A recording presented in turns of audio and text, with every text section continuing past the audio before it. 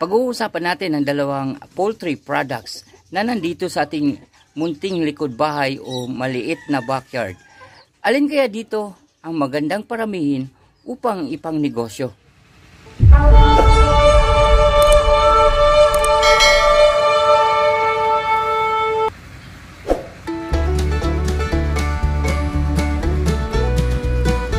Kung kayo po ay may munting backyard na kagaya ng sa atin dito o maliit na spasyo sa inyong likod bahay, panoorin nyo ito hanggang sa dulo upang magkaroon kayo ng ideya kung alin nga ba sa mga bagay-bagay ang nararapat na gawin natin sa ating munting likod bahay.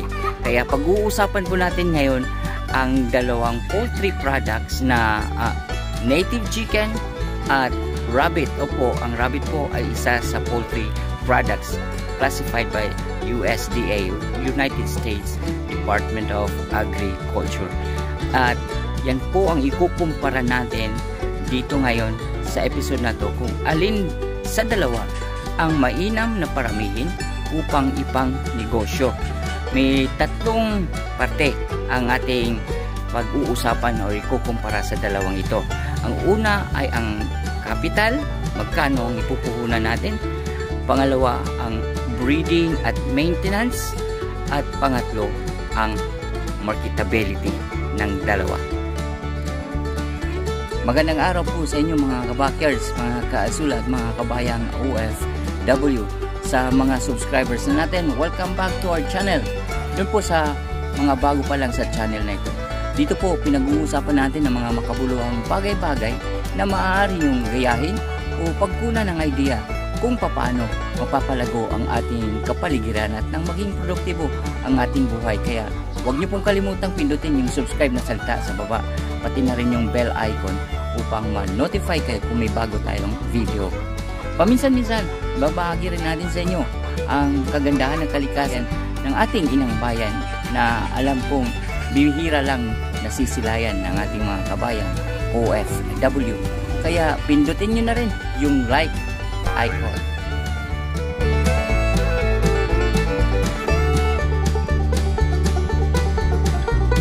Unahin na natin ang capital at ang rabbit, at ang ibabahagi natin sa inyo na kaalaman ay ito'y nakabase lamang sa lugar na kung saan nandito tayo. Ito mismo ang lungsod ng Alabel, Sarangani Province, at yung impormasyon na ibabahagi din natin sa inyo ay naaayon sa panahon, itong panahon na pandemya o medyo taghirap na panahon.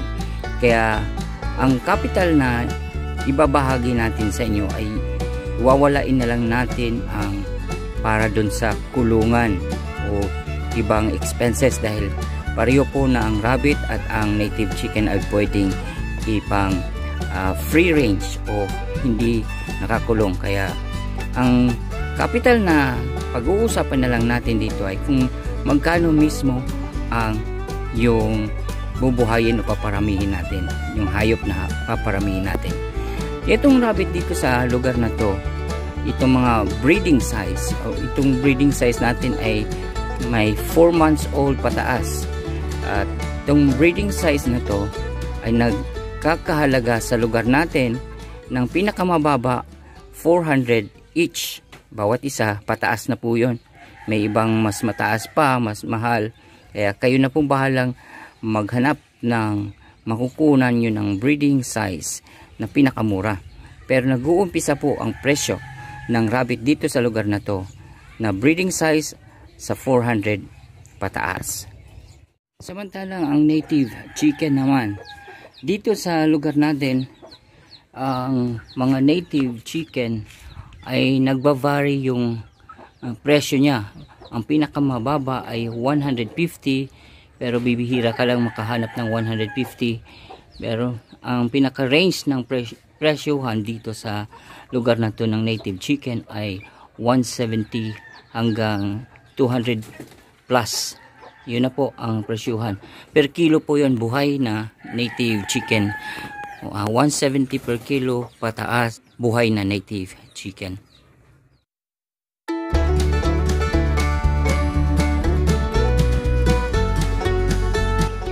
Sa breeding naman, patungkol sa breeding, yung mga native chicken ay mag-uumbisang mag-breed ng 5 months old. Kaya kung kayo nagbabalak na magparami kaagad ng native chicken, bilhin nyo na lang yung 5 months old above na mga native chicken. Yung presyohan naman ay nakabase sa kilo, kaya itanong nyo lang sa may-ari kung ilang buwan na ang binebentang native chicken. Pero sa breeding, pareho sila, halos magkapareho lang ang cycle ng native chicken sa rabbit. Yung breeding cycle nila, ang breeding cycle ng dalawa ay nasa 70 days. Sa maintenance sa chicken ay magkaparehos din ang presyo ng pagkain o feeds ng mga manok sa pellets. Ang hindi magkaparehas ay ang consumption nito, dahil sa mga manok ay maaari kayong mag-consume ng 120 to 150 grams na feeds sa isang araw sa isang manok, yung adult na manok. Bukod sa feeds, gagastos din kayo doon sa pang vitamina, pag-iwas sakit sa mga manok, at yung iba ay nagbabakuna din sa mga manok para sa pang-iwas sakit. Yan din po ang isa sa cost ng maintenance ng mga manok. Dito sa kulungan ito ay 11 sisiw ang namatay dito. Hindi po tayo namatayan ng mga sisiw dahil sa sakit o dahil sa pagpapakain ng azula, kundi dahil sa isang peste na daga. 2 beses pa natin itong ni-repair. Lahat ng mga inakala nating butas ay pinagtatakpan natin, pero ganun pa rin. 3 beses pa rin tayong napasok ng daga, at total na napatay niyang sisiw ay 11 sisiw ang napatay.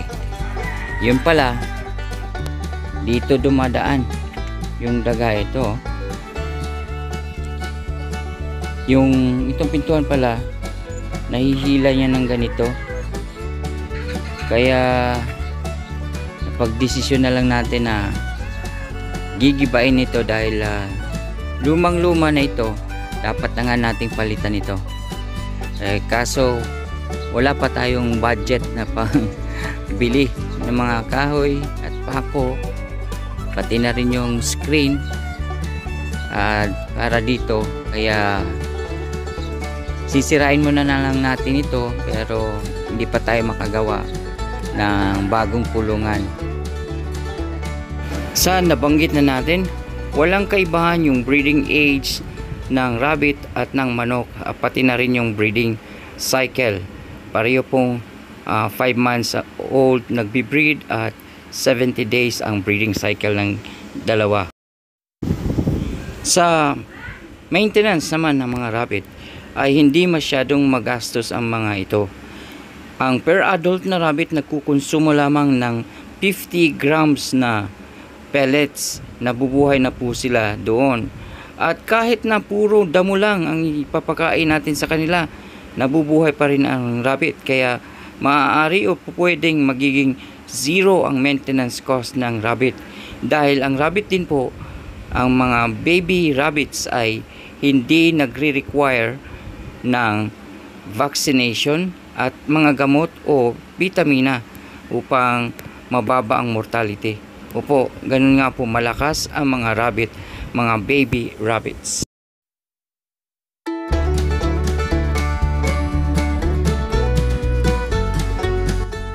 Kung pag-uusapan naman natin ang marketability ng mga rabbit, ang mga rabbit ay pwede nang i-market at 1 month old. Opo, 1 buwan ay pwede na nating ibenta ang mga rabbit, dahil ang pangunahing market ng mga rabbit ay mga taong naghahanap ng pet, at ito po ang pinaka-cute na ibenta, yung mga batang rabbit. May market din ang rabbit meat, pero sa ngayon hindi pa masyadong sikat ang rabbit meat o karne ng mga rabbit sa mga Pilipino. Ang numero 1 sikat ang rabbit ay para pang pet. Kaya sa ngayon, hindi pa masyadong malaki o malawak ang market ng rabbit meat. Samantala, ang mga native chicken naman ay may malawak na market para sa kanilang mga karne. Pero ang starting na pwedeng i-market ang mga native chicken ay uupisa ng 3 months old. So, sa tanong na kung ano ang mainam na paparamihin sa ating munting backyard upang ipang negosyo, ang tamang sagot po ay nasa sa inyo. Opo, kung ano yung gusto nyo, yun na po ang tamang kasagutan. Naway makakatulong sa inyo ang mga munting informasyon o kaalaman na ibinahagi natin sa inyo ngayon. At sana po may naipamahagi na naman tayong isang makabuluhang bagay sa inyo sa episode na to. Muli po, maraming salamat sa pagsusubaybay nyo sa channel natin. Hanggang sa muli po.